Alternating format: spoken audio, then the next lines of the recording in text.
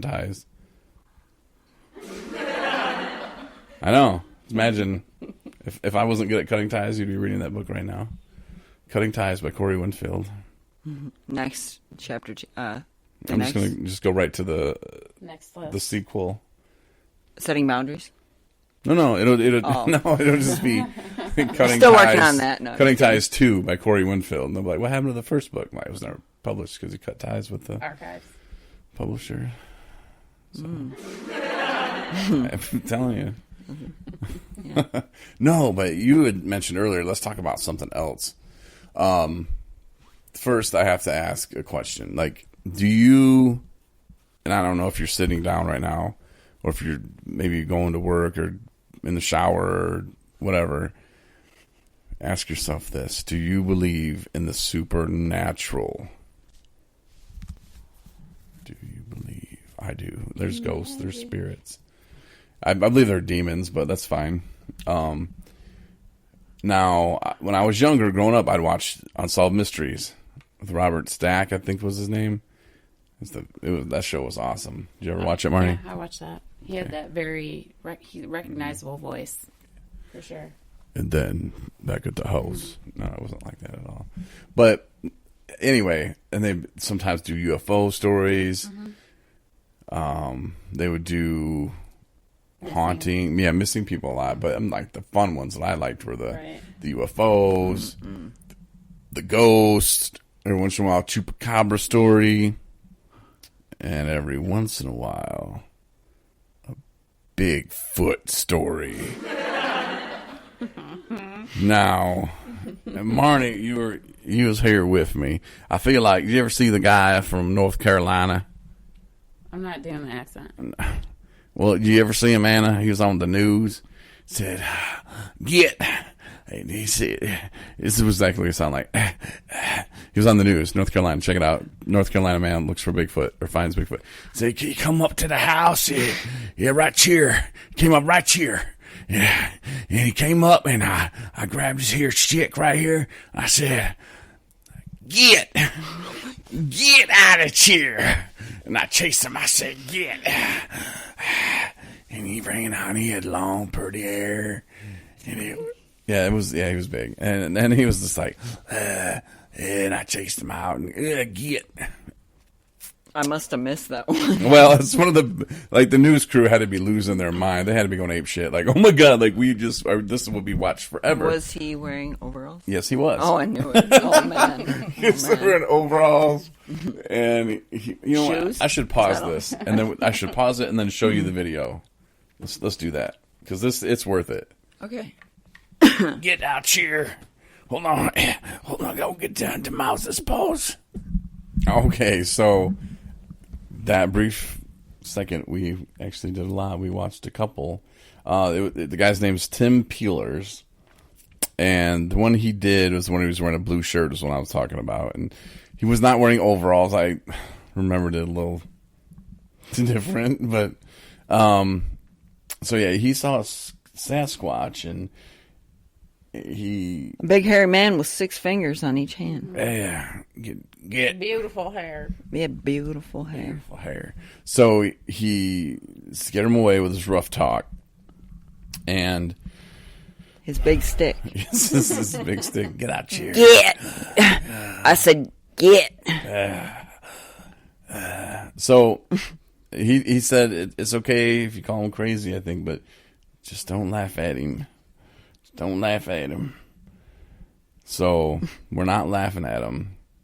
But Anna, we were told of a story from you and your wife that may just change history forever. So yeah, we were driving down the road home. She had picked me up from work, and we were in, where'd she say we were? Do you remember what city? Well, it's a small one. Yeah, so we were probably about 15, 20 minutes approximately outside of Petoskey on our way back up to the UP, and I'm sitting in the passenger side, obviously. She's driving, and it was like twilight out. I see this. At first, I just thought it was a tall man, I'm not going to lie. But then it also had some elongated limbs, its arms, not its legs. And next thing I know, it leaps out onto all fours. But I'm talking about like at the speed of an animal, a four-legged animal, and like leapt over the side rail. And I'm telling you, it didn't move like man, and it didn't quite move like a four-legged animal. It was like something I've never seen before, and the thing was covered in hair. Like I said, it was twilight. I sat there. I wasn't even going to say anything to my wife. She said that she, like, noticed that I had frozen up, and she just turned and was like, "Did you see that?" And I was like, "What'd you see?" And she's the one that said it first. And for anybody that knows my science-based, evidence, factual wife who questions everything, she doesn't get scared. She doesn't run off emotion. She doesn't, for the fact that we've seen the same thing. Not that I'm saying that I'm just like some total unpractical, unreliable person, but I know what I saw. I know what I thought I saw. I don't have proof of like video footage or a picture. However, it definitely makes me question some things, and everything stems from something. Whether it stems from someone deciding to play a hoax and it just runs for years because, I don't know, it's entertaining and it keeps the tourist area going. There was definitely something that looked similar to past pictures. And the next day, her daughter, Larkin, brought up a picture, and she was like, we explained it and like exactly what it was doing. And she was like, did it look like this? And once again, we look at each other, we're like, yes, it did. It didn't have red eyes or glowing eyes or anything like that. It didn't do that. It wasn't strapped to the hood of a car and then goofy and friendly like Harry from Harry and the Hendersons. Like I was just saying that I was hoping it'd be like if I ever met one. But yeah, it was a brief, I don't want to call it an encounter, but the sighting, I guess. And we both seen it. Did it have beautiful hair? It had beautiful hair. And I said, yeah. Did you rough talk him? I was calling some fox, some coyote. Oh, yeah. Came out here. No, but I've never seen anything like that before, and I haven't since, so. And did you report it to the police? No, and whatever it is, I don't think, and maybe this is me, like, running wild with it now, but there was no intent to, like, harm anybody. It was scared, so why report it to police and media and have potentially that, or like Marney was saying, well, where's its young? Where are the footprints of its young? Well, and what if it was just out to go bring some chickens back to its young? And why disrupt another creature's life? And maybe, like I said, I'm tired or something, but...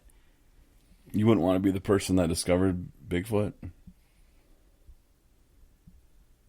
Not really, because what are they going to do? Put it in a cage? What would you get paid? Would you even get paid for that? Would you just be the person that discovered Bigfoot? I mean, would you make the circuits? Would you write a book? Like, I mean, how would you turn that into a profit? And people are probably like, I'd probably feel bad because they'd probably run all these tests on it and destroy its natural habitat and find them and stick them in cages like they do all the other animals.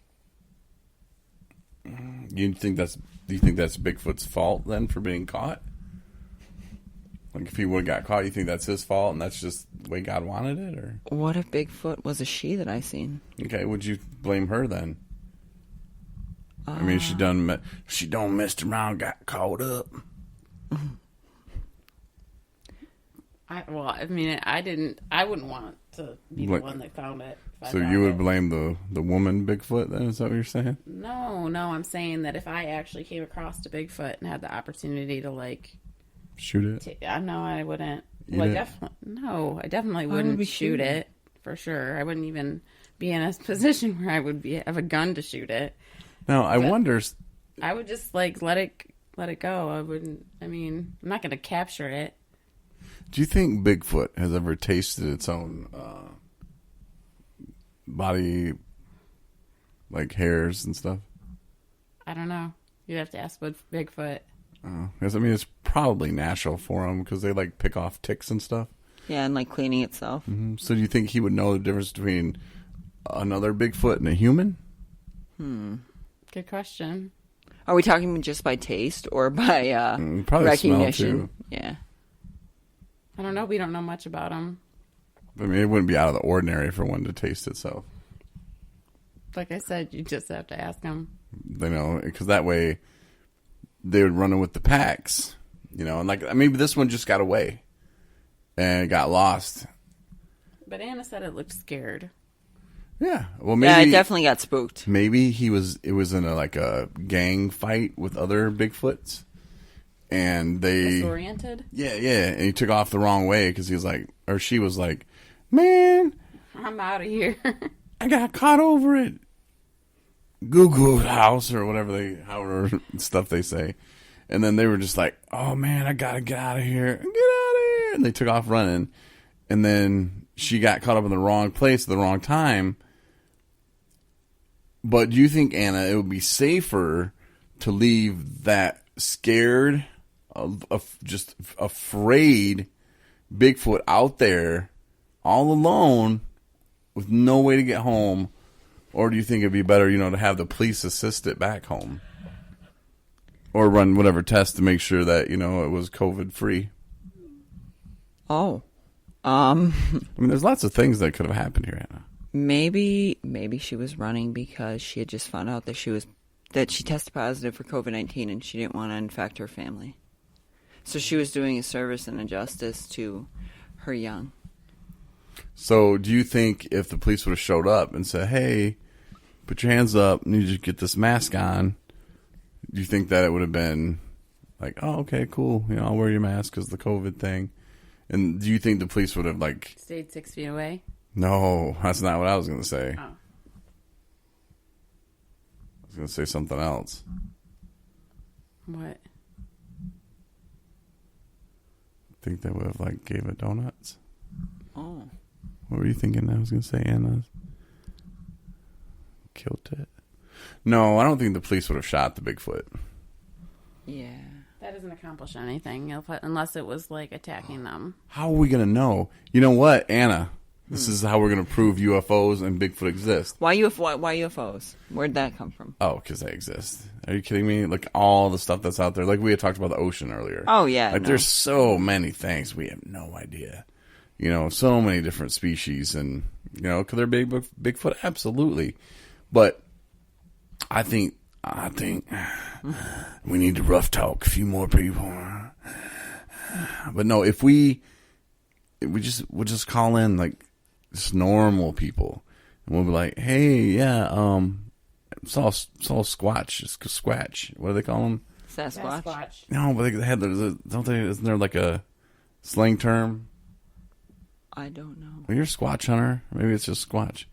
Messing with Sasquatch? No, no. The beef jerky commercials? Yeah, maybe they're using that to kind of get us to, oh, yeah, Oh, now I'm going to go get a Slim Jim or whatever, yeah. But, no, if we called and said, hey, saw one of them's, what did I just call it? Sasquatch. You said Squatch. Squatches, yeah.